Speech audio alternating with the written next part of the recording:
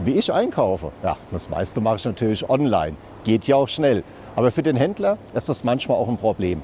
Stellt euch vor, 2019, da gab es 11 Milliarden SEPA-Transaktionen.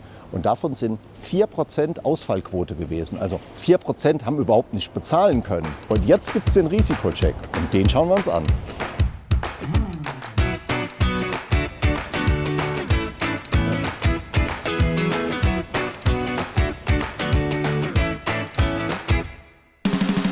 Wer mir mehr dazu sagen kann, ist Marie.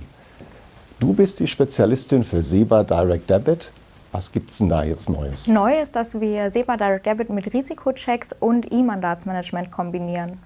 Risikocheck? Das musst du mir mal erklären. Risikochecks bedeutet sozusagen für mich als Händler, dass ich mein Risiko, mein Zahlungsausfallrisiko, was ich mit meinen Käufern habe, minimieren kann und dadurch meinen Umsatz steigern kann. Kannst du mir das mal zeigen? Klar, ich zeige dir ein Beispiel. Ich fahre am Wochenende in die Berge und brauche noch ein paar Sachen hätte jetzt mit dir ein paar Schuhe gekauft.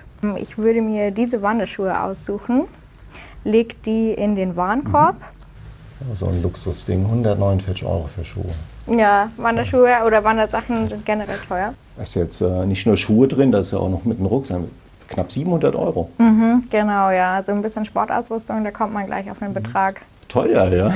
Da macht der Händler jetzt eine Risikoprüfung, oder? Genau, sobald ich jetzt SEPA Direct Debit als Zahlmethode auswähle, kann der Händler im Hintergrund die Risikochecks laufen lassen und zum Beispiel auch einstellen, okay, ein Standardwarenkorb für ihn sind jetzt, sagen wir mal, 300-400 €.